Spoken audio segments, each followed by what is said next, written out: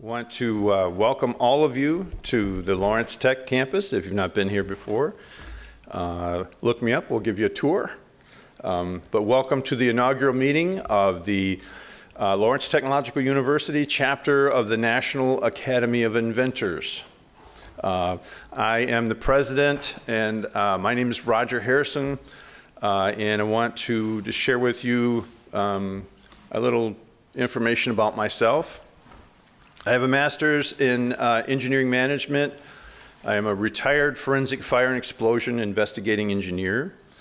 I'm the safety officer for the College of Engineering and the project engineer for the Department of Civil and Architectural Engineering here on campus.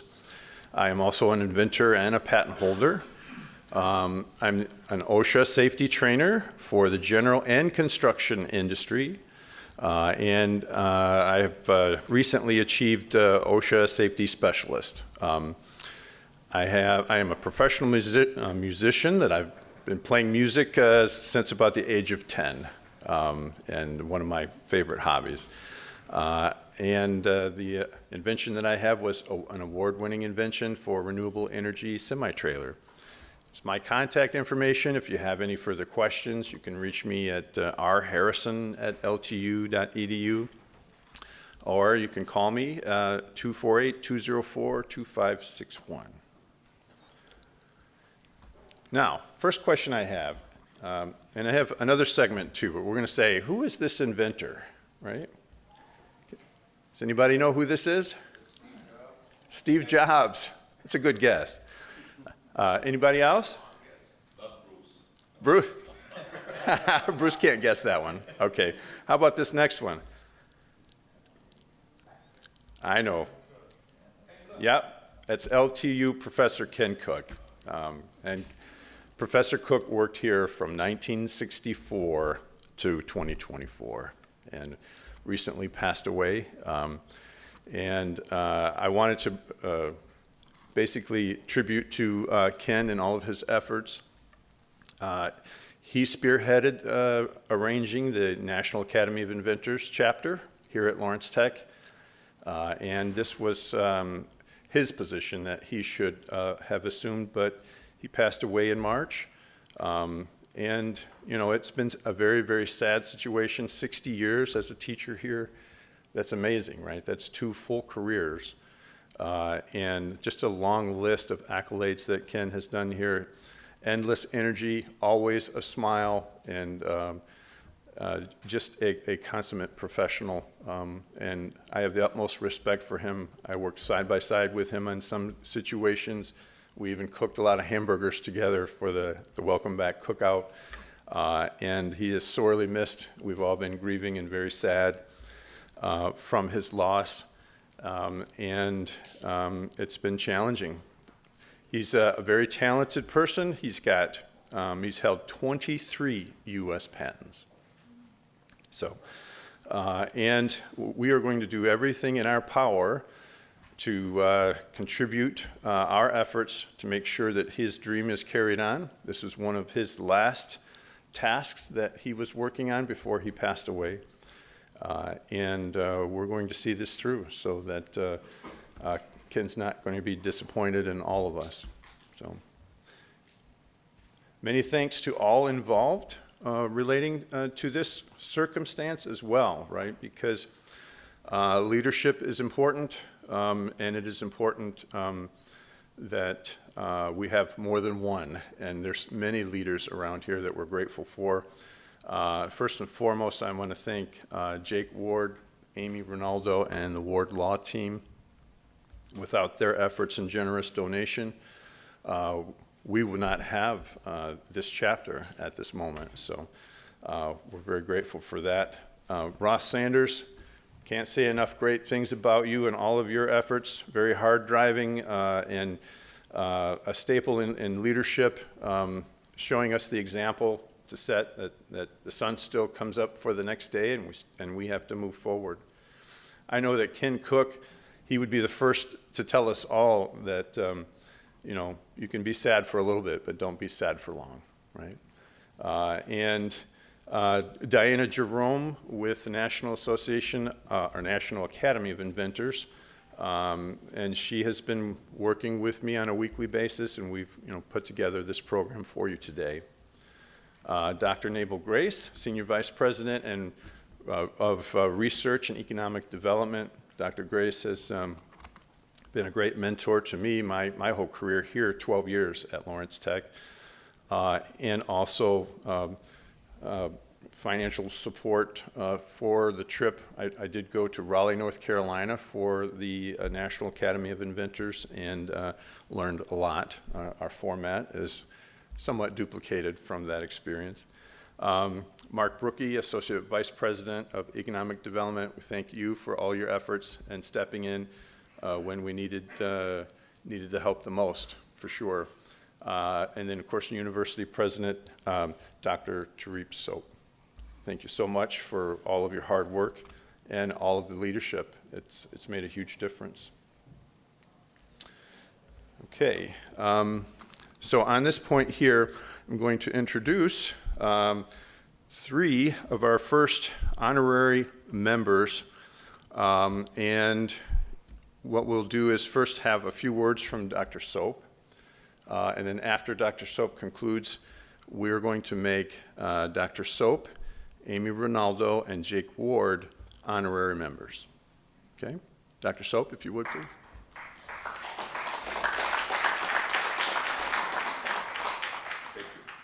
Thank you, Rush.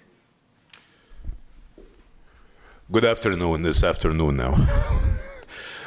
First of all, thank you so much for the kind remarks, and it really does give me great pleasure to be here and to see the inception of this new chapter. We are an amazing and elite university. I am incredibly proud to be part of this great team. Not only are we one of these 13 universities across the country that are technological by name, vision, and mission, comprehensive doctoral, and also private in our case, we are a university that thrives in educating the next generation of eminent engineers and scientists and professionals in so many fields, and also ensures that all of our students, when they get out from Lawrence Tech, are ready to work from day one in great careers, wonderful jobs with high-paying salaries. And of course, like any other great university, universities evolve over time. This university, when it was established 92 years ago, was primarily a workforce development school that emphasizes after-hours training, right, for engineers and scientists, so they can work during the day, finish their education or get more education and professional development and or degrees at night, and that would help them on their career path to doing better in life and in their professions. The next 90 years have seen amazing shifts and changes and evolution of our character. These shifts have happened, but at the same time, we did preserve our theory and practice model. We have always been a university that emphasizes preparation for the workforce. We have always been a university that emphasizes experiential education. We have always been a university that assured that its students within the various degree programs not only receive the theory or the theoretical education, but also receive the required training to be productive professionals in a myriad of different types of industries. And of course, through the previous administrations of this last 92 plus years, we've seen changes on campus. We have evolved to be a residential campus. We have evolved to be a campus that has a thriving athletic program. Our facilities have seen dramatic changes in the last, not that many years, 20 or 30 years. I always tell my colleagues the very last time I had been on this campus, before I came to interview for the provost job in 2020, when Bruce took me on a wonderful tour of the campus, was 30 years earlier than that as a graduate student attending a conference.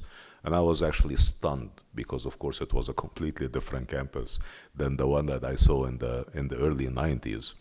And you would think 30 years in higher education or 30 years is a very long time for substantive changes and institutional evolution, not in higher education. Higher education moves much slower than industry.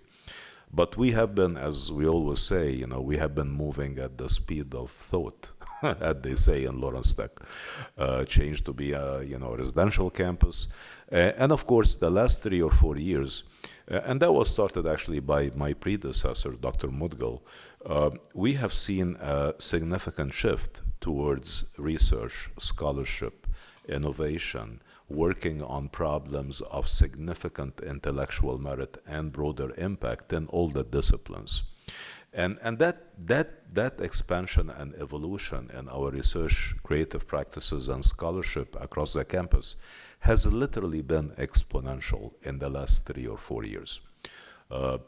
4 years, our annual research expenditure, which is a very typical measure of intellectually meritorious projects being done on campus, that expenditure was less than $500,000 a year. I mean, that was the typical volume.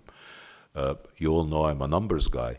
That number, research expenditures on campus from institutional grants, sponsored research grants, industry support, etc., last year was close to $12 million. And this literally happened in 3.5-year period due to the amazing efforts and incredible work of our faculty, our students, and of course the support that the administrators and staff provided to make it happen. Our total annual production in terms of the acquisition of grants last year was about $13 million total in approved grants. The expenditure was close to 12, and we are anticipating that this year this number will increase. Our faculty and students are doing exceptional work, not only of great intellectual merit, but in many cases also in applied research that directly impacts industries and companies, not only in the state of Michigan, but across the Midwest, and indeed across the country and the world. And of course, part of that natural evolution is our intellectual, is our patent portfolio and the work that the National Academy of Inventors is going to be supporting on this campus. We're seeing a movement in which faculty members are not only publishing great scholarly works and journal papers and conference papers jointly with their students, but we're seeing many instances in which really significant intellectual property is being produced on campus, and we're seeing faculty and students getting excited about taking the alternate route in innovation, the route where they can actually file for patents and or trademarks and actually try to seed fund some of these projects and try to eventually go through IP commercialization and doing something very impactful with their inventions. So I'm truly grateful for the fact that we have this new incipient National Academy of Inventors chapter on campus, and I have absolutely no doubt that it will have a significant impact on the development of intellectual property on campus and enriching this thriving ecosystem of innovation and creativity happening at Lawrence Tech. In closing, again, we are an eminent educational institution, and that does not mean that we only dispense knowledge, meaning teach. We also create knowledge. I mean, that's the whole point of doing all of this amazing work in scholarship and research. We are creating knowledge that would be beneficial not only to the region, but humanity in general. That's really an ingrained part of our identity as a technological creative university in the 21st century. And again, I'm grateful to the leadership and Roger and the other colleagues who have helped bring this chapter to light at Lawrence Tech, and I can't wait for amazing and transformative positive outcomes in the years next. Thank you all for your time. Thank you.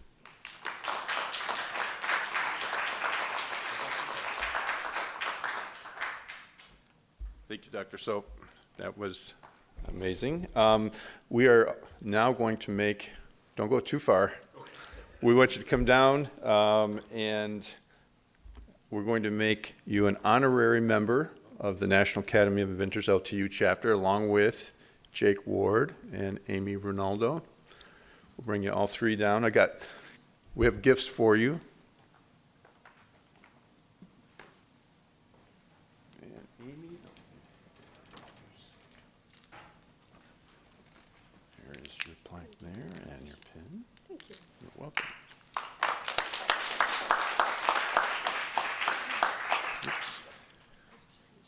Roger, let's take pictures with you and every one of the, you're gonna be all over the social media. Oh, there we Oh. Whoops. Oh, Okay. We have, step over there. I would step over there. whoops. There you are, sir. Oh, there's a There's actually something right in front, so. Thank you so much. Thank you, sir. Thank you. Thank you, thank you. pleasure. Thank you. I think they want to do pictures. A picture? Why don't you stand in the middle? Let me get a photo up here. We'll get my computer back on for a background image. How about that? Let's see if we can do that. Forgive me, I didn't realize it was going to go to sleep on me. There we go. All right. Do you want to come over this way? Let's do individual ones with each one of the recipients. Okay. You and, yeah, go ahead. Okay. You're the president, yeah. All right.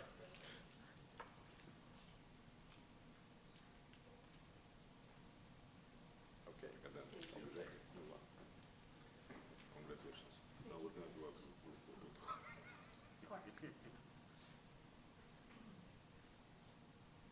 You ready?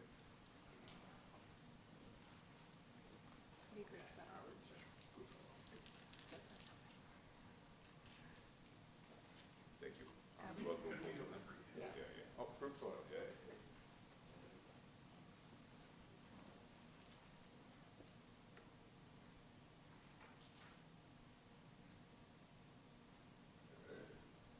Thank you, sir.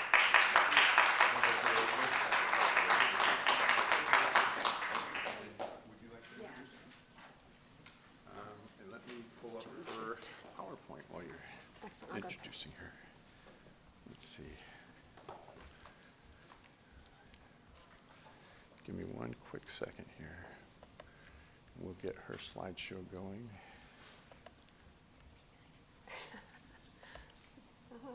There we are. Hello. I'm here to present Ann DeSanti from Michigan State University. I've known Ann for over 25 years. Sadly, I think we've covered that. And in that time, she's not only taught me so much about the university procedures and how to bring inventors to the table and how to learn more, but about how to effectively utilize that information and really enhance the entire experience for both the university and those inventors. She's been with a number of universities, Michigan State University, her current position, previously Wayne State University, Case Western University, and the University of Michigan, all in technology transfer offices. And in that capacity, she's enabled the universities to bring more people to the table, to understand how tech transfer and the intellectual property process is beneficial both to the individuals, to the university, and to technology as a whole, and how to effectively commercialize those opportunities and really better society in general by bringing these technologies out to the forefront. I think it's a real honor for you guys to be able to listen to her and what she understands about this process, how she can help you and help us all understand how to effectively utilize these tools and learn more. So I bring you Ann DeSanti.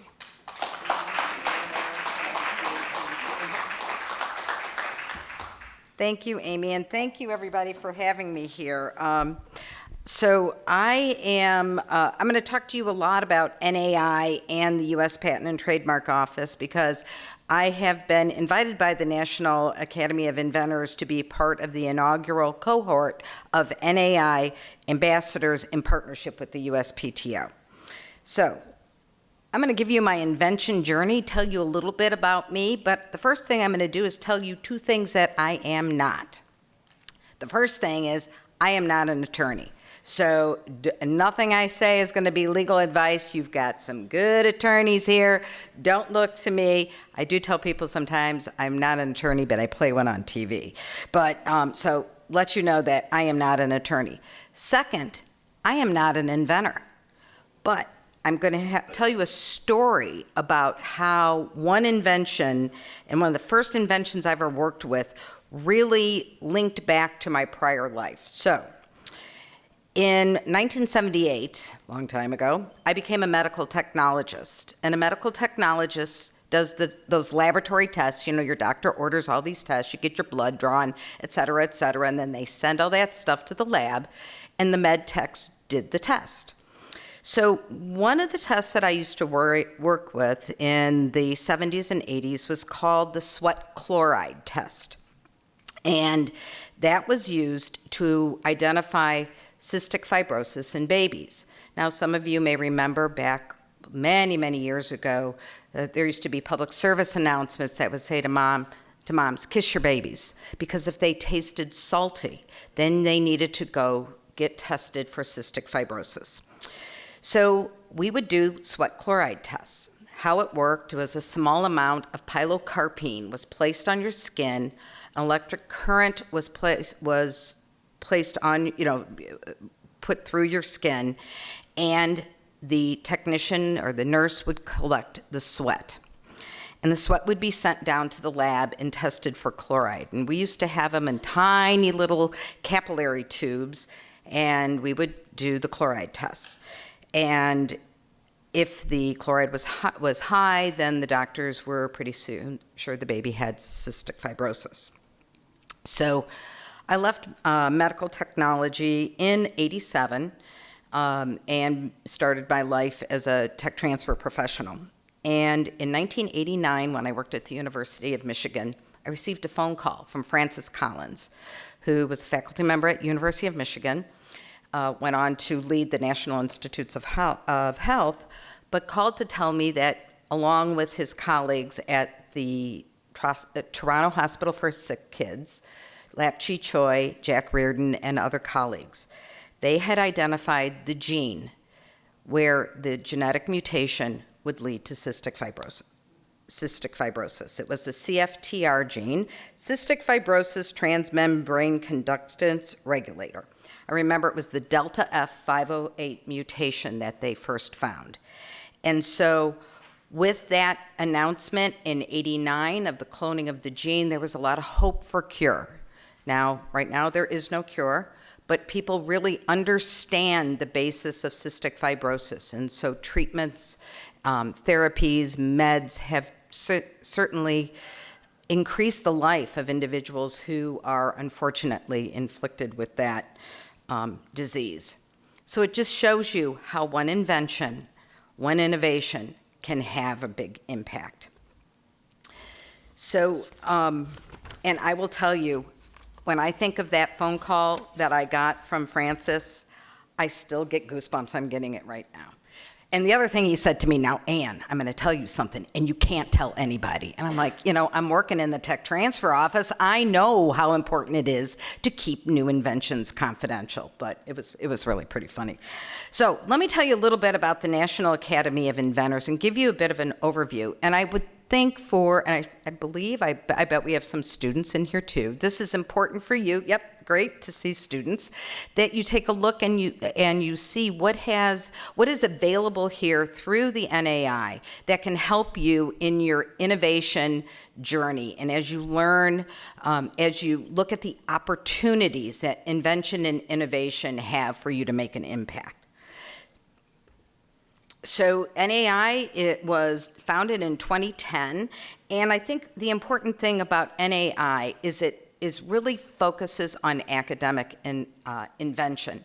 And for those of us in academia, our challenges and the expectations and just how you have to function in academia is very different than in industry. And so creating this group really helped bring together individuals like yourself, for those of you out there as inventors, who really understand what it's like to manage this in an academic environment. And I can tell you, I've been, as Amy mentioned, I've at 4 universities. The issues that inventors face across those 4 universities were pretty much all the same, just different little tweaks based on the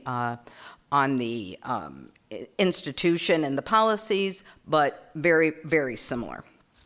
So I think the important thing to focus here is what NAI and USPTO are providing with educational and recognition programs for those of you who are innovating and creating inventions. So some of the programs, and I'm going to talk about the programs and benefits here. So I think for the institutional members, that opportunity to recognize your inventors on campus is really important. And, I will talk about a couple of those things later, but really think that is something that is very valuable. I can tell you at our innovation celebration at Michigan State, which we will be having in April of next year, please feel free to come, we have on everybody's name tag, if they are an NAI fellow or senior member, we have a little flag for them. So everybody will see that they are members of this and have been recognized by NAI for their accomplishments in innovation and intellectual property. So institutional members, there's over 250 of them, and you could take a look. It's pretty impressive, and you look at the institutions here that have NAI chapters and are institutional members. And I think it's really important as you see that, LTU is a part of this group, and you are, embracing this. So these are the things I want to talk about. The first two, the Fellows Program and the Senior Member Program. I have found at MSU that those two programs are what really make faculty as well as chairs and deans sit up and take notice. And these are these recognition programs. So the first one, which is the Fellows Program, these are recognizing individual inventors who are really at the pinnacle of their career. And when we look at individuals to consider for putting up for an NAI fellow, generally the inventors have at least 20 patents, and they have made an impact in their field of innovation, as well as, and are well known. This is, you as a fellow, you need to come to the annual meeting, and you get inducted there. It's really, I've been to one, it's pretty neat. You were one, it's really pretty interesting for those who are inducted. So that is the Fellows Program. And this, to me, is a great sign, a great graphic that talks about impact here. And I was wanting to think about the 3 I's here: innovation, invention, and impact. And you can take a look here at the impact that the fellows have made. And for my profession, which is managing the intellectual property for a university, the number that I think is most exciting is that there are over 20,000 licensed technologies. If you take that and maybe think of one technology equals one patent, I know that's really not always the way it works, but at least a little over a third of all the patents that are held by NAI fellows have been licensed. And as we know, when you put that intellectual property into the hands of an entity that will be investing dollars to turn it into a product, this is, you get this. This is what you want. And you want that technology moving into that company, whether you find your licensee or form your licensee, meaning you find an existing company or you create a startup company that can then take that early technology and find the resources, invest in it, and turn it into a product to meet an unmet need in the market. So these numbers here of jobs created and the number of revenue that's generated, those, everybody understands numbers. They know 1 is bigger than 2, or 2, sorry about that. 2 is bigger than 1. No, tell me I do a better job when I do license agreements, trust me. So 2 is bigger than 1. So looking at this and looking at these numbers and knowing that you can reflect some of the impact in those numbers is really important because, again, people understand those. I can tell you we have done license agreements where the impact has not been dollars coming to the university. It has been moms who are, or pregnant women who have had training about you know, how, you know, better dietary practices, et cetera. And we get these information back from our licensee telling us the number of women who have gone through that education program. Are we getting royalties in? No. But is that program making an impact? Yes. So you have to look at impact very broadly. But again, people understand those numbers. So the senior member program is for those inventors who are up and coming in their field, and they are at an earlier part of their career. The average number of patents that the senior members hold is about 5. And if you the numbers here, if you look at that, it's about a little less than a third, or about a third are also licensed. So again, these senior members are making, you know, are developing technology that, again, can get into, that are being licensed and making an impact. So just to let you know, the senior member program is open for nominations through December 31st. And this is something that I would suggest you consider. We look at our inventors and try to say, well, this individual would be good for a fellows, this person would be good for the senior member.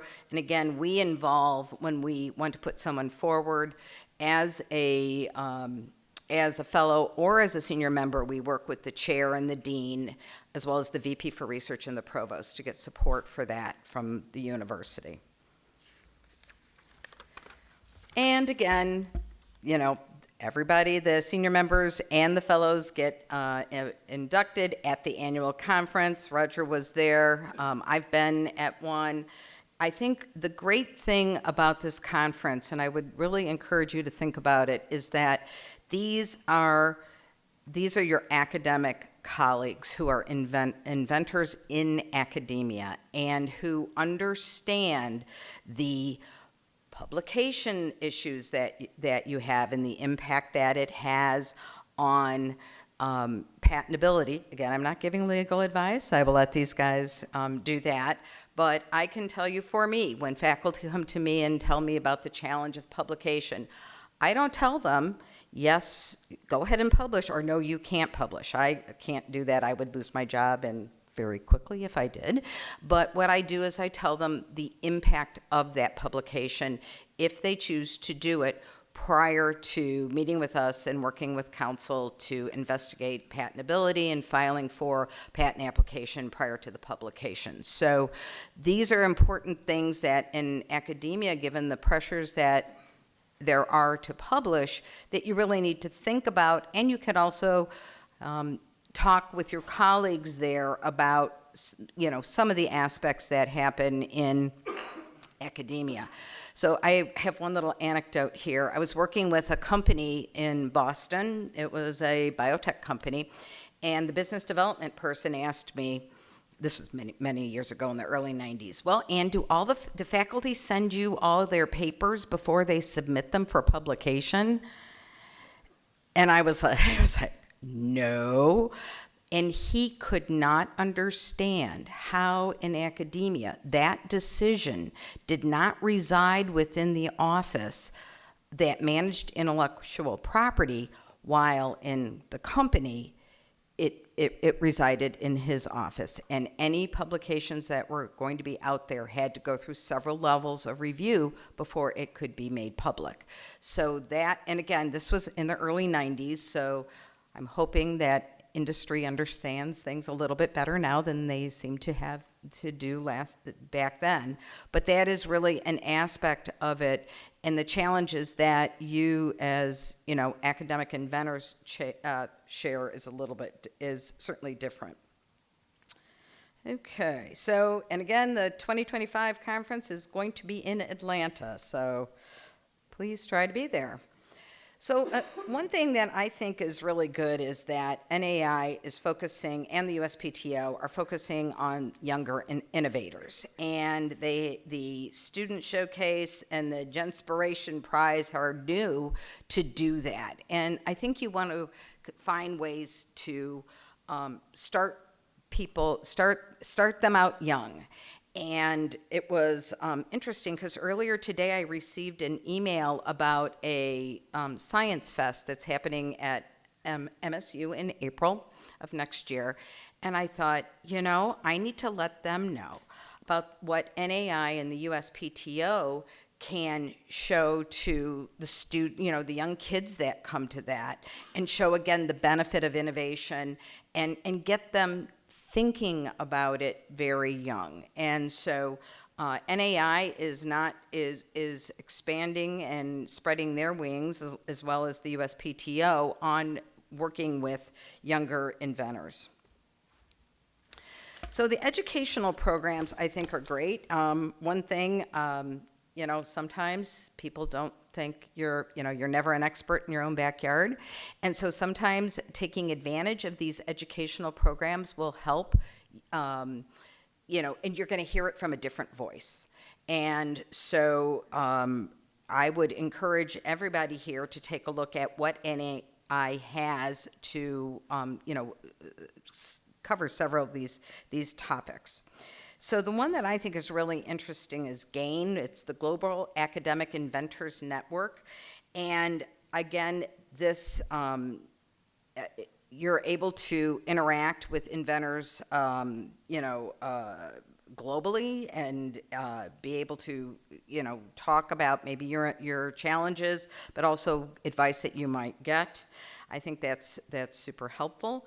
While I'm not saying that, I don't know how often and students are given an opportunity to talk to Jake and Amy about an IP and what IP is about, but here is another way to learn about it. And again, it's sometimes you need to hear things twice, sometimes 3 times to really get it in your head. And this curriculum, I think, is a great way to do so.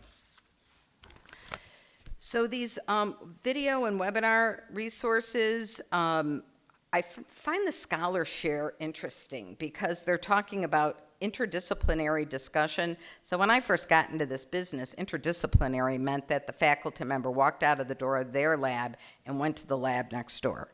And that was about all interdisciplinary work that there was. I can't tell you now, when I look at the inventions that come in and get disclosed at Michigan State, how much interdisciplinary work there is internally within the university and outside the university. And I can say from my experience that that interdisciplinary work has really upped the level of the invention, because people are not just thinking in the same way. When you bring somebody in who's, the interdisciplinary thoughts, their perspectives are different, and this really, I think, promotes the development of invention.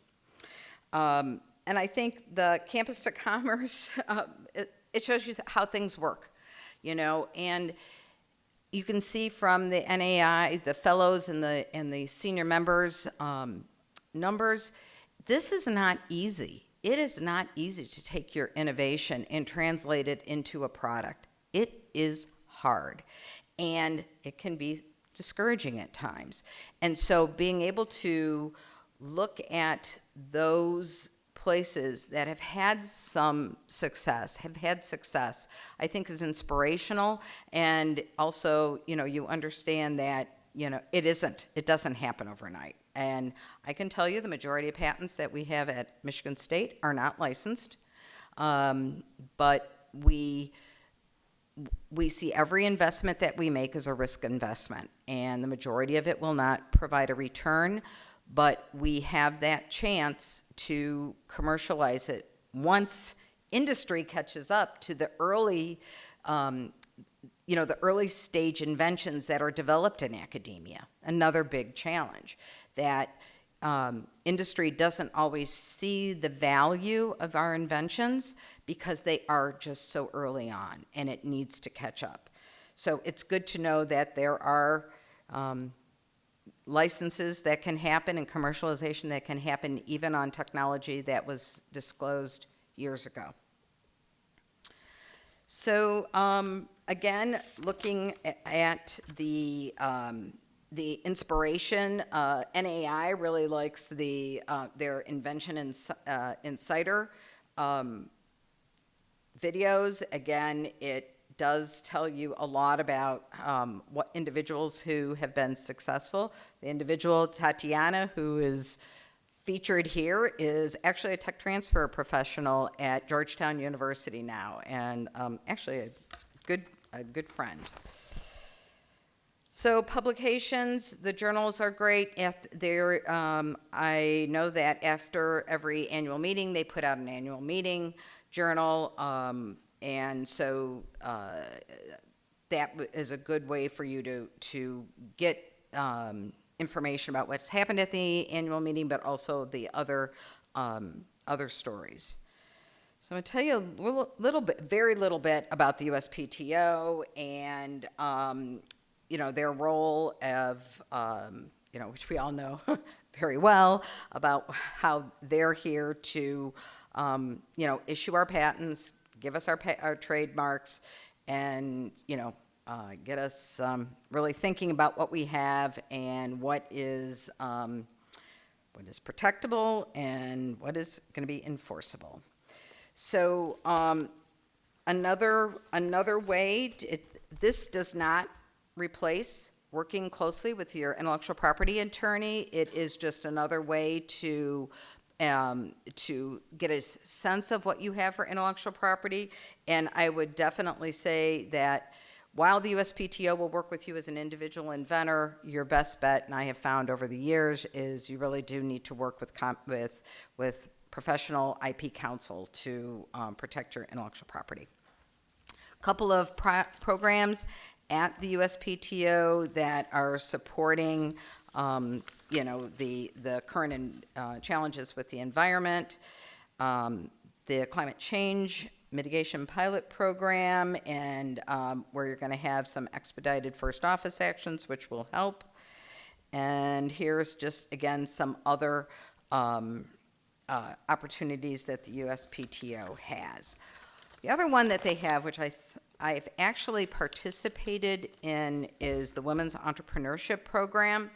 And they have had some really good speakers on that, and I would really encourage everybody, especially our women entrepreneurs, to take a look at what the USPTO has here, because your speakers are women entrepreneurs. They can talk to you about, advice based on what they have done.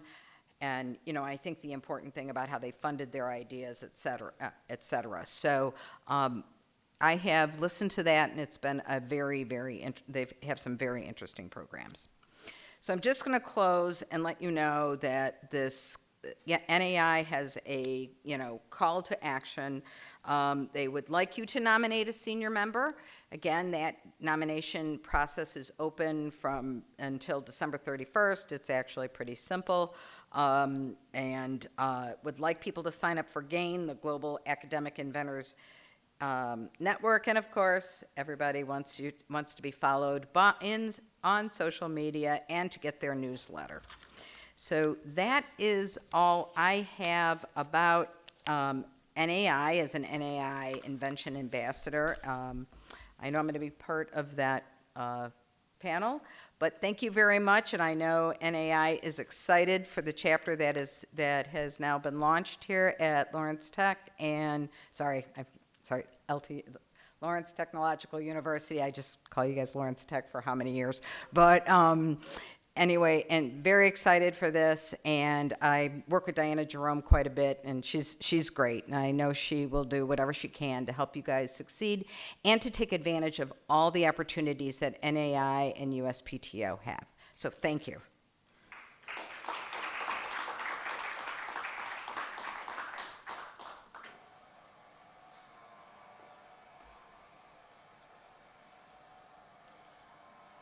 Okay, thank you so much, Ann. That was fantastic. Very diverse background. Appreciate you sharing all of that. That's just amazing. So let's start with introductions. And who wants to go first? Go. Okay. Hi, my name's Kevin Finn. I oversee philanthropy and alumni engagement at Lawrence Technological University. We're okay with Lawrence Tech, by the way. Hi, Ann DeSanti, Executive Director, MSU Technologies, Michigan State University. I'm Bruce Annette. I'm the university historian. Previously, for about 45 years, I was the university's communication and marketing officer. Andy Gerhardt, a professor of mechanical, industrial, and robotics engineering here at Lawrence Tech. Dennis Shaver, Program Director at the Centropolis Accelerator. We're located here on the Lawrence Tech campus, Building 18. Jake Ward, founding member of Ward Law Office, registered patent attorneys. We are also located in Building 18 with Centropolis. Amy Rinaldo, partner at Ward Law Office. Very good. Very good. Thank you all. Now, I have in my hot little hands here an array of questions, but also I want to recognize our audience. Keep in mind, if you have questions as we move forward, try to come up with a few, and then we'll get the cordless mic out there for you to interact and have some questions. But our first one, what role does technology transfer play in bridging the gap between academic research and industry adoption? So I can take that. So one of the things, when I describe what I do, is I tell people I'm a catalyst. And what's a catalyst?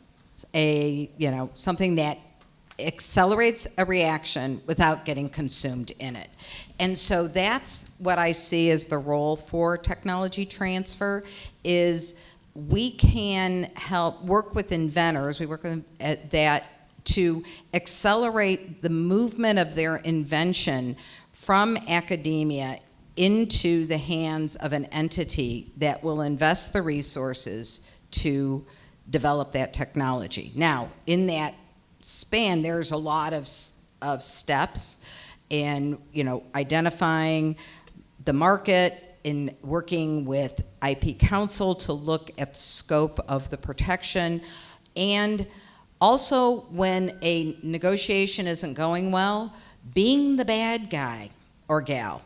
And I have had many conversations with inventors saying, if you don't want to do this, that's fine. Blame me. And you can maintain your relationship with that person on the other side of the phone or the email, and I can just be the evil tech transfer person who says no. So again, catalyzing things, helping the faculty member meet their goals, et cetera. So I just want to add a couple of things about the academy being created here. Lawrence Tech, which is now 92 years old, started off, as Dr. Soap said earlier, more as a kind of a academic transfer institution. But we have between 45,000 and 50,000 alumni right now. Literally hundreds of those people hold patents, oftentimes multiples. So having this academy here is really fortuitous, and I think is going to keep the program growing in front of mind type of activity. The accelerator being here now is also a wonderful new asset that our students and our faculty and our alumni and the outside community can also take advantage of right here on the campus where it's close at hand and there can be day-to-day interaction and communication. As we look at our alumni, a lot of products that you use every day were patented alumni by alumni. The early days of the barcode scanners, which actually started off to help airlines track suitcases, came about through the ideas of one of our alums. We have the child safety seat, which is now broadly used across the world. Another great idea and patented by a Lawrence Tech alumni. The Mars rover has some of our alumni projects being carried about the planet of Mars. So we've got a great track record. We're looking to have new students, new alumni, and faculty and staff keep adding to that enviable record. Fantastic. Okay. Next question. We'll focus this for Dennis. How do you and your team at Centropolis collaborate with legal experts to guide clients in navigating the complexities of intellectual property throughout their innovation journey? Well, usually we say it in 3 words, call Ward Law. But what we do is that, first of all, Centropolis Accelerator, as I mentioned, we're in Building 18 on campus here. Truly an honor to be here. I've been here about 8 years now. And we help idea innovators understand how to vet, validate, and navigate getting from, I've got a great idea, all I need is money, to truly understanding how to get to early stage product market fit.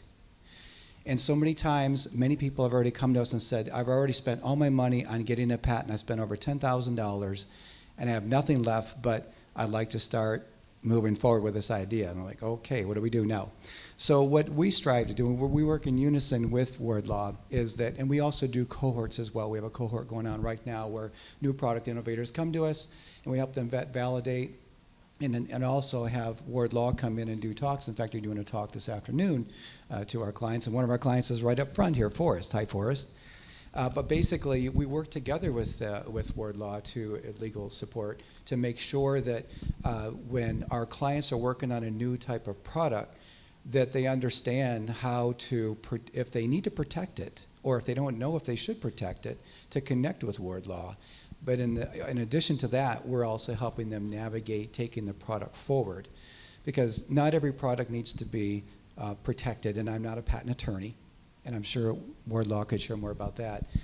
But we work with clients behind closed doors and on NDAs and that type of thing to help them get to early stage product market fit. And as the legal expert on the side of that question, just to use what Dennis was saying as a springboard, it's sometimes a difficult conversation to have with an inventor and an entrepreneur, that simply having a patent doesn't mean that the world is going to beat a path to your door and hand you a check. That's not how it works, right? And there's too often, I think there is the business side of things, the marketing research, the development of your prototypes, identification of business partners and potential licensees. That is all also just as important, or maybe even more important sometimes, than the intellectual property. But the two things do work hand in hand. And so I think, it's great work that Dennis and Centropolis do in sort of recognizing that and getting, the legal experts involved when necessary. Okay. Next question. Do we have anybody that has any questions out here? Keep thinking. We'll come up with some more here. What? Oh, we do have one. I'm sorry. We have to get you a microphone. I can just stand up and... Are we recording this? We are recording, so let me get you a microphone. Test. Okay. You can...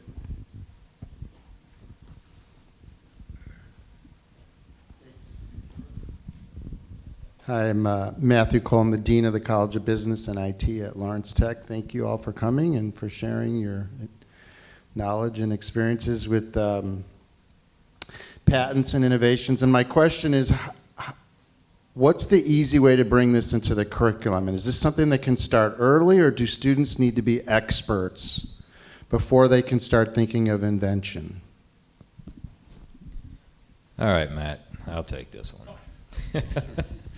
So we happen to have, I'm not going to embarrass the student by pointing out exactly who it is, but we happen to have in the audience one of our students that's actually in our first year engineering design course.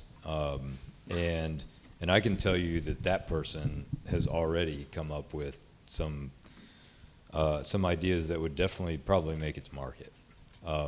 We don't always pursue that because we got other bigger fish to fry, but we start that early, right? I mean, it is a part of the curriculum really early. The tricky part that we don't really cover much of, and what we learned from Ant is that in the National Academy of Inventors can take care of that with an IP curriculum. Is we don't talk much in our curriculum at Lawrence Tech about the transfer and how do you get connected with Centropolis, or how do you get connected with patent attorneys. But we do start early with the process of where do you begin, where do you end, and it often begins with a mindset. It's so much more of a mindset than it is an actual skill set, and that's the thing that we can't emphasize enough. That and I was using this while we were eating lunch out there. As I was talking with Ross, and I said, would you prefer to go to the greatest doctor in the world, but has horrible mannerisms, or a really, really good doctor, but you can relate to and communicate with, right? And so the skill set that the doctor has is something that can be taught, but the mindset takes practice and time.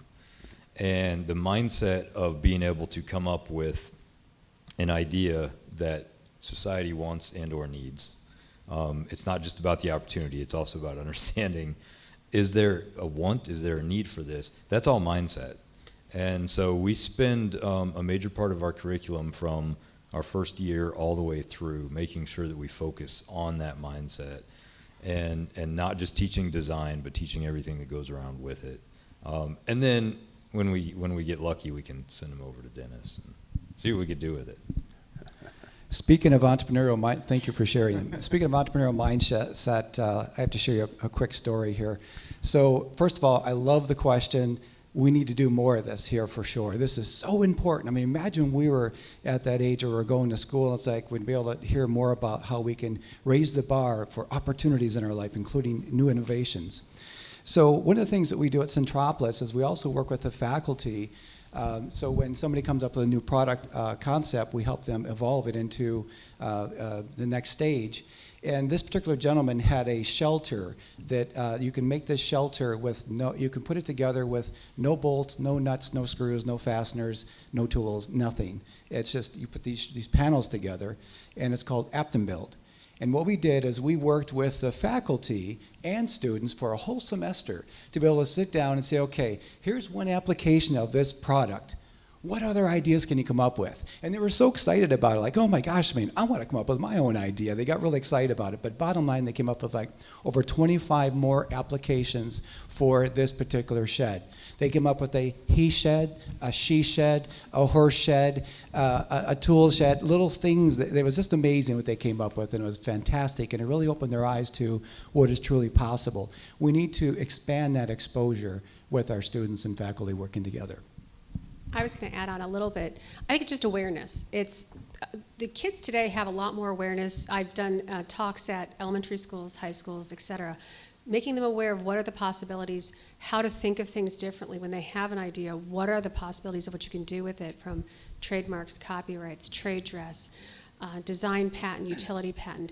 The more they're aware of the possible things they can do with this and the commercial potential of these things and why that's relevant for commercial potential, the better off you are. It's like Dennis said, like everyone has said, it's about making people understand that these things exist, and then I think from there it just blossoms. And I think dean and chair support for it is very critical. That faculty who are then guiding these students know that, their chair and their dean will support looking at the application of the work beyond, maybe a publication, et cetera, and giving them the encouragement to expand. And one of the challenges is, where is everybody going to be landing when they're done and they graduate? And making sure that, and I think here at LTU it's different than at Michigan State, especially for the PhD students, that for a long time it was going into academia. Well, so few graduate students and postdocs actually stay in academia, and making those opportunities acknowledging those and saying they're okay is really important. Well, these are all interesting. One of the things I think about, just relationship to society too, because I have a minor in psychology, so I like to sometimes overanalyze things. But as children and parents, when we step in, examples like if we're coloring in a coloring book, where you're trying to keep, the child has to keep inside the lines to color a picture. Some people look at that and say, well, why not just give them a blank canvas and let them start from scratch and let them think in that regards. And that changes, I think, the perception of how people interpret and think about that as well. The other example I like to use are farmers versus city folks. If you're on a farm, when something breaks, you have to fix it. You can't just run down the street to the local mechanic and park your car in their garage. You've got to make those extra efforts to do that. But that opens up your eyes to say, well, there's alternatives. I can do something differently, or I can make something unique or something new to make that work, as opposed to just settling for this is the routine kind of example. But it's all good talk here. Interesting. All right, so what are the most critical factors in successfully bringing university innovations to market? It's kind of a little bit redundant question, but how about more details? How do we bring that to the market, and do we have examples, clear-cut examples of marketable innovations that have already occurred? Well, I'll start out. First of all, I was raised on a big dairy farm in the Thumb area, and it was all about work, work, work. And when things broke down, yes, we had to fix it. Right. Fix it no matter what. So you had to get very creative and innovative. And that's that, as Carol Dweck says, the entrepreneurial mindset, the growth mindset. Sure. And I think that's where we need to help empower folks there as well. I agree. Because it's possible, right? And let them know it's possible, and, Right. and open the doors for them. Yep. So back to your question, I think first of all, it's understanding how to get to product market fit. Because we can have great ideas and we're so sold on it. I got this best thing since sliced bread, it's gonna work. I know it's not in Home Depot right now, I'm not seeing it anywhere. I've got this figured out, right? I mean, that's what we hear. And the thing is that we need to help them understand that, hey, did you do a competitive landscape analysis to find out if there's anything out there? What's that? Or did you do IP research to find out if maybe there's a patent out there before you start taking action? Well, but I've not seen it in the store shelves, so it must not be out there, right? I'm kidding here. And then thirdly is that customer and market discovery, going out and actually interviewing your target market and finding out what the pains are, what the gains are, what the challenges are, what the roadblocks are, what's working, what's not, why not. And then, after interviewing about 100 people, now you can get to what we call a scalable and repeatable business model canvas. And then you can take that information and then start working on a potential solution because you've already early validating of where the opportunities are. And then navigate into getting to an MVP, minimum viable product, with a minimum amount of features, and then go out and talk to the people you already talked to and say, Roger, you and I talked a couple of weeks ago or a month ago, and you mentioned about all these challenges here. I actually put together a little mock-up. I would love to get your feedback. So you're testing the market that way. And what a great way to do this. And frankly, before you even expose the idea, you can do customer and market discovery and competitive landscape without even having a patent, without even exposing the idea. You're searching. And you're searching for a scalable and repeatable business model. So that early work to position you to have a product that is made for product market fit and market ready is key. When I talk to the tech managers in the office, I say when they're looking at an invention, that is this going to address an unmet need, people who know they have this need. And I think of four things. Is it faster, cheaper, better, greener? And those things guide a lot of our thoughts about the applicability of the technology to the market out there. I tell faculty, we don't judge science. We look if your science is a technology, two very different things. And your science will be judged by the peer-reviewed journals out there, and we leave that to, for that group. But what we are looking at is this a technology? Very important things to think about on trying to move it forward and making that connection. But the other thing you have to have is patience. It is not easy. And getting through and being able to communicate the benefits of what you have to a potential licensee or to the market is really important. Doing it in a way that, if you don't have your IP protection, does not reveal your invention. I work with a lot of novel chemical entities that may be new drugs, and we would present data, but we would call it compound X, compound Y, compound Z, here's this standard, and give the numbers, but without saying what the composition of matter was. So we were protecting that intellectual property, knowing how to have those conversations that is very protective and maintains our ability to get the broadest patent coverage we can. Well, not to be too parochial here, but I also think that a great advantage of the program here at Lawrence Tech is that so many of our faculty have had real-world experience in addition to academic experience. They've been out in the market, they've tried different things, they've seen what works, what doesn't. They've seen how to communicate to the higher-ups as to how to push a program or a product. So it's a real advantage. It's one that can be duplicated if you have not had real-world experience, but the being out in the real world, fighting the big battles, I think is very important, and one of the advantages that we can offer here at LTU. I've tried to avoid the real world as much as I can, Bruce.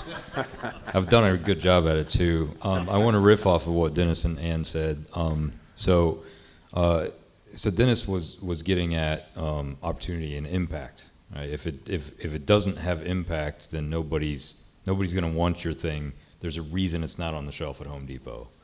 But Ann had also mentioned, making sure that your stakeholders know that they need this. Does anybody know who Sylvan Goldman is out in the audience? Anybody up here know who Sylvan Goldman is? So Sylvan Goldman basically invented the grocery store. And standard Piggly Wiggly and standard grocery stores. They're same entity from Sylvan Goldman. And you had to go to the butcher and the baker and the candlestick maker, and he put it all one-stop shopping, the grocery store. But people were limited to what they were going to get at that grocery store to a basket that they could hold in their hand. So he thought, I'm going to put it on wheels. Nobody used it. Nobody wanted it. They're like, why?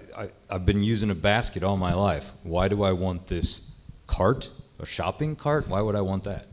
And so what did he do? He knew that he would profit from this because they'd fit more in there. But he also knew that the customers could take less trips to the store. And so we hired models that would just push full carts around the store all day long. They were wearing fur coats and looked all fancy, like, this is great, you should use the cart too. And he put posters up everywhere that were telling people why they needed to use the carts. And with persistence, how many of you used the shopping cart within the last month? Like pretty much every one of us, right? It definitely was needed, but it took that persistence to understand that there was impact behind this. And so go to those people that have experienced the real world. So don't come to me, but go to Professor Cole or something like that. But go to those people that have experienced the real world, and then go and do the advice that Dennis tells you. Check the market. Is there a need for it? And if there isn't, maybe there is, but be persistent. And I'll add to that. So if you all have been to Costco, the carts get big, don't they? Yeah. So ideas evolve as well. You might have a target market segment and you're rocking it, you're making sales and doing really well. But there's many other 8 pounds of matter out there that are thinking about how can I make something better. So you always need to keep evolving that as well. I mean, look to your point, the carts. There's so many different carts now as well. Yeah. Just Roger, very, very quickly, just to add to the discussion here, because the question, was specifically right. What what makes a university innovation something that can be commercialized, and what's a factor that sort of goes into that.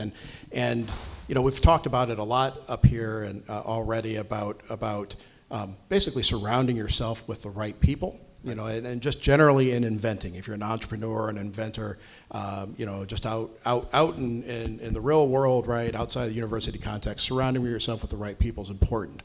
But what I wanted to sort of emphasize is, in a university, such as here at LTU and at Michigan State, you know, you already have a built-in support system, you know, to surround yourself with automatically. And so I think one of the best ways or best factors I think you can look at in terms of successful commercialization of a university innovation is how early did they approach their tech transfer people, right?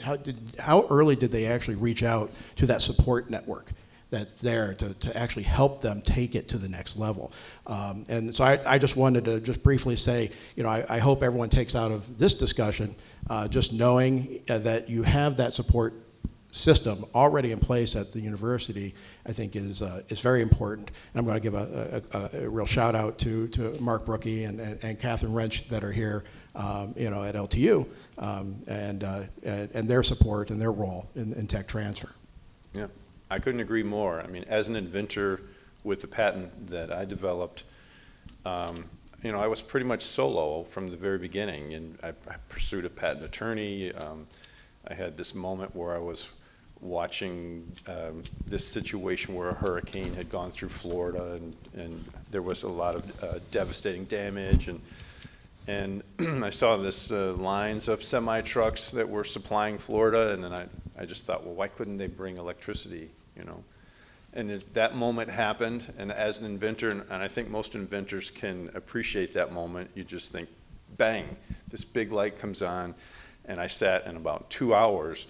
I literally drew all of this up, you know, and my wife is like, you know, what is going on here, you know? But I was just really passionate about it, and I just locked onto it and couldn't stop. But when I reflect back on that, and if I had the support too, you know, because it was scary, it really was, and it's expensive, and there's a lot of things, and if you've got a support group that would encourage that you can take that step, I think that's the most important part. Yeah, and just one more comment on that is Yeah. that, you know, inventors are great at inventing. You know, we see that as patent attorneys all the time, right? Right. But no one can be an expert at everything. Right. That's why I think you recognize that early. You recognize where the support can come from, like the tech transfer office in your university, and you're going to surround yourself with those people. Maybe you're going to find a person who's an expert in marketing that's going to, you know, say, hey, let's hire some models to roll these fancy new wheeled baskets around, right, to show the value, the impact, and again, that support network I think is going to be critical for any entrepreneur. I couldn't agree more. I mean, just from simple things like uniqueness. Maybe you think you have something that's unique, and then all of a sudden you get within the group and they start doing patent searches, and they think, well, what about this? Oh, I didn't even know that existed. Well, that's like exactly what I already have. And now you've saved me from hours of time and perhaps money and chasing down a path that it's not going to benefit me if it's already there, right? Or maybe it inspires you to think of it to pivot and go a different way. That's exactly right. And sometimes the patent attorneys, they will help you steer that way to legally maybe redefine it in a better, more articulate way so that, you know, you can get that through and still obtain that intellectual property. That's critical. All right, one more here, or unless we have some audience questions. Let's get out there.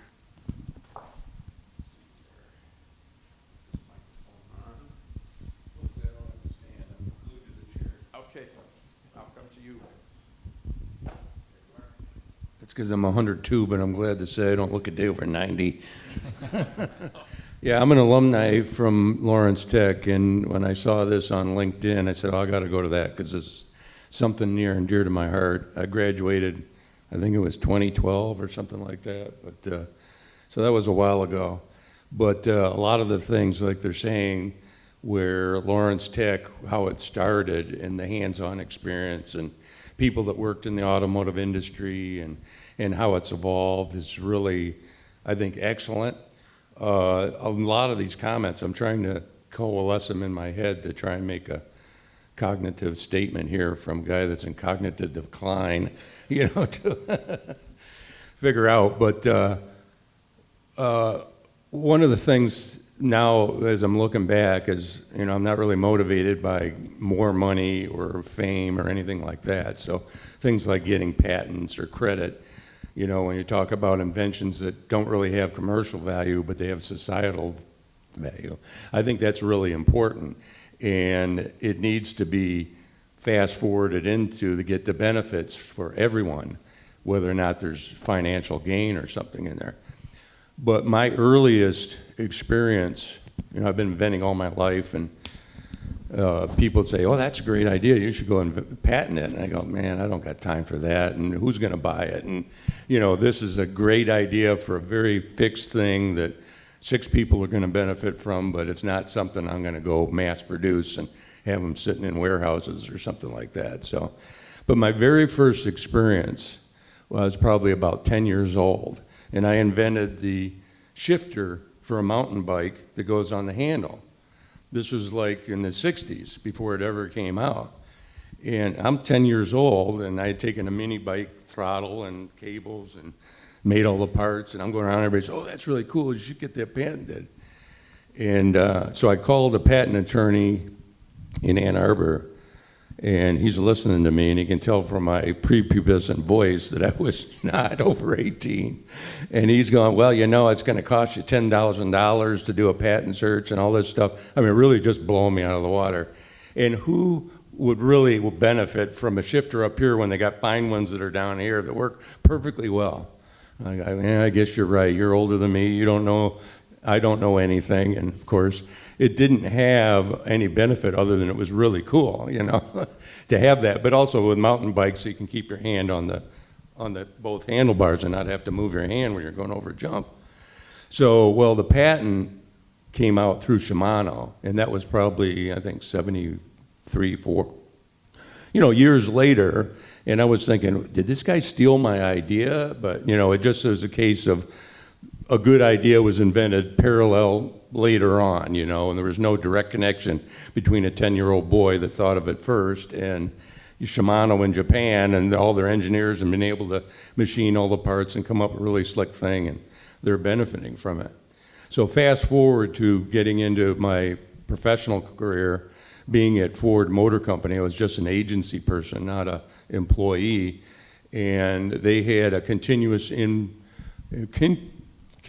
improvement recognition system where they would have teams of people that were in their work groups meet at lunch and come up with ideas. And, I'm like just spewing out ideas. We'd sit there and eat our sandwiches and put it on the whiteboard. And the rule was nobody criticizing an idea. We just throw it on the board. And if we get 100 ideas, and then we search the 10 best ones, and then come down to one idea every month, and repeat that process, we could really churn out ideas that could be usable. And we got so good at it that I wound up getting a brand new car from Ford Motor Company. And I'm thinking, wow, this is great, until I found out I had to pay taxes on the full retail value, so it wasn't a free car. And it started depreciating the minute I drove it out of there, while those ideas were benefiting to this day continuous return. So it was worth it for them to give me something that probably cost a third of what I had to pay taxes on. So then fast forward again, still coming up with ideas, and I wound up getting involved with a supervisor. I gave him this idea that we'd come up in a thing, and I said, this is really great, it's going to save a lot of money, and he poo-pooed it just like that patent attorney. And probably a few months later, I was roaming through a competitor's place, and there was my idea being built. And he submitted it as his own, and I complained to, because I was an agency person, he ripped me off. He goes, don't say anything, they're paying us for your time. He can do whatever he wants. So I just had to eat it, So these kind of things where if it's a good idea that's commercially available, it's worth stealing. And so many companies now have that you work for us, anything you invent here becomes our property. Or if there's an idea, they make sure that they insulate it by, here, we'll have this idea reviewed by a third-party attorney. He'll review it. He won't tell us what it is, but he'll either give a thumbs up or thumbs down, some way to insulate the path between the creator and the commercial idea. So fast forwarding even more, an idea that's a great idea that has great benefits, and I'm seeing it in this room, is the Centropolis accelerator. Funny thing, parallel path, that was a paper I wrote back in, I don't know when it was, and submitted it, and then later on when that came in, I said, man, that's remarkably like my idea, and they said, you know, you probably don't want to rock the boat on this. And I said, you know, you're probably right, because I would never have the time to be able to develop, this is something that's better for this, and it's for the good of society. But it's kind of the thing of where you got to separate commercial and what is good for everyone, you know, and some things just are not commercially viable, but they're worth pursuing. And if it benefits everybody. I think one important point to remember, and I say this especially when I give talks to students, is to really, whenever you go to work someplace, to really understand everything that you sign. And don't sign anything you don't understand. So the assignment of your intellectual property to your employer, what does that mean? It's very important that you know that when you go into a new relationship, whether it is as a consultant or as in an agency situation, you work for an academic institution or for a for-profit company, really getting that sense of what happens and who has that ownership interest in that invention that I come up with. Ask before you sign. No, those are all excellent points.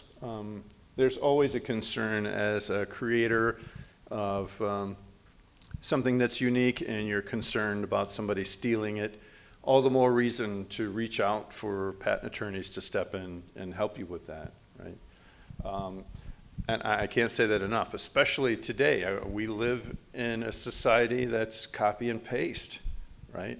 And now we hear about artificial intelligence and how it's scanning the internet and then selectively taking bits and pieces of perhaps intellectual property and then collaborating it into its own type of unique format. All the more reason, though, to make sure that your intellectual property is protected. Would you agree? Yeah. I agree. In our confidentiality agreements, we execute about 200 a year, 300 a year. We have now added a section to our confidentiality agreements that requires any recipient of confidential information, whether it is MSU getting incoming information or our information going out, is not entered into like ChatGPT, so that we prohibit the recipient from doing that, and it's just another way to try to protect it. Confidentiality agreements are great. However, I tell faculty that sometimes they're worth, and I'll say this because I'm old-fashioned, just the paper that they're on. You really want to know who you are speaking with and have who you are disclosing your confidential information to, even under a CDA, because if you worry about them, a CDA may not protect you. And so you want to feel confident and have, that the recipient will do what they need to do and respect your intellectual property. Absolutely. There was another point that was brought up from our audience member there, and that was just because there might not be commercial viability in it, it may still be worth pursuing. So I asked the question, how many of you used the shopping cart? And every hand went up. How many of you have used a hydrogen mitigation system for a vacuum induction melt furnace? Yeah, that would be, Mark, of course, yeah. That would be none of us. It's not a commercially viable product. I was on a team that developed that. There's a patent somewhere on it. But it saved lives. So don't, just sometimes the thrill of doing it for other reasons is worthwhile. It doesn't have to be about becoming rich or famous. It doesn't have to be about being commercially viable, but it's this little thing that is very, very important on vacuum induction melt furnaces that has saved maybe hundreds of lives. So pursue it anyway. The one comment I'll make is we're using the word commercial viability as in something that will specifically and directly create a lot of money. That's not necessarily the correct use of that phrase. Correct. Commercial viability is that it has commercial potential or commercial value. And let's look at things according to that spectrum. If it can be faster, cleaner, greener, has benefit, and there's commercial benefit to it. I think commercial benefit more than commercial viability is a better way of looking at these things, because also think about the fact that if there's no intellectual property protection, there won't be buy-in from the commercial sector, because they can't benefit either be from preventing their partners from doing it or having that long-term commercial benefit for the green sense. So that there has to be a reason for people to further invest in it and understand that patents can be utilized as business tools for accomplishing that. So I think just kind of turning the way we look at these things and the way we use these terminology a little bit differently. Yeah. Does it create value? If the answer is yes, then it's worthwhile. Interesting. Thank you all. Any other additional comments? We've pretty much arrived at our conclusion of our presentation. Yes, I do, please. Yes. So first of all, it's important to know that our goal here is not to scare you, it's to empower you. And what I mean by that is that there are so many great ideas sitting out there that could sit out there for a lifetime and never ever be, taken action on. Example of all the resources are available. There's so many resources available here at Lawrence Tech, also at Centropolis. Did you know that we have a program? We have several programs, cohorts that you can go through. Forrest, you're going through it right now, that you don't pay a dime. We're actually helping you vet, validate, and navigate getting to early stage product market fit. That's where you want to be, okay? And then there's also opportunity for you to do a pitch. And if you do well in your pitch, that you show you've got traction and strong near-term goals, including potential IP, that there could be funds available, including grants, that can help you continue to navigate getting to early stage commercial benefit. Very good. Anyone else? Yeah, I would say ask the question and talk with somebody about it. It may not, your idea, your innovation may not be ready for protection, but you can get advice on what is that inflection point?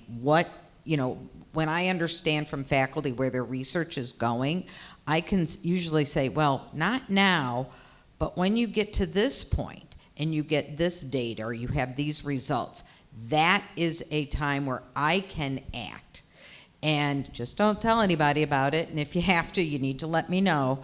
But have that conversation so that you're aware of when is the time to really act. And it's okay to ask early. If you ask late, we use it as an education opportunity of saying, well, no, we're a little bit we're late here. This is when you should talk to us. We'll do what we can now, but in the future, remember, this is the point to walk through the door. Excellent. So instead of expert panel, I'm thinking I'd like to call you the 7 columns of wisdom. Because it's good. I mean, how often do you get a chance to have these many experts? I'm one of the columns, 7 columns of wisdom. So how many times do you get a chance to have so many experts in one place, right? So what I'm encouraging you to do is sign up for a membership at the LTU chapter of the National Academy of Inventors. Membership is free. We have forms out on the tables in the lobby. You can reach out to me. I will be happy to send you the PDF version, and would be happy to have you as a member. But these moments in time, which all of these professionals are, including myself, we're all extremely busy, I'm sure as you are too, but now we've had this defining moment that I think was very educational, insightful, learning, and free, right? With food and everything. So please keep that in mind, and we would love to have you as a member. This is our inaugural meeting, so our membership is, just beginning, and we want to add you. So keep that in mind. And in conclusion, our VP, Kevin Finn, has a special announcement to make. Yeah, so earlier in the presentation, we talked about Ken Cook, a former professor, very much an inventor, was always thinking of ways to improve things and have a positive impact. We will, in April, induct Ken into our Engineering Hall of Fame. And we're looking right now at the date of April 8th. That will be confirmed shortly. We'll get that date. We invite you to come on out and join us for that. It's Ken's family will be there, so you can hear from his son, who has very much a very similar mindset.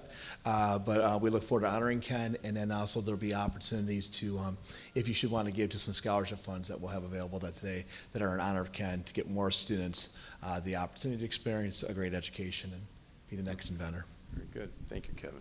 Thank you, Roger. Yep. One thing I forgot to mention about Ken is that he was also a professional magician and had that skill level at a professional level, and always did all types of different magic tricks. The image I showed you with the flaming book, I think that was right at when they had, I think, Dedication of the lab. dedication of the lab. And can you tell me exactly what was the description he used for his book? Well, somehow he did that, and it's a trick that I've never been able to figure out how he did it. So it shows his excellence. He said the book was a hot seller. A hot seller. Nice. Very good. Well, this will conclude our inaugural meeting, and I appreciate all of you for coming out and supporting this, and we hope to hear from you all real soon. And thanks again to all of our columns of wisdom.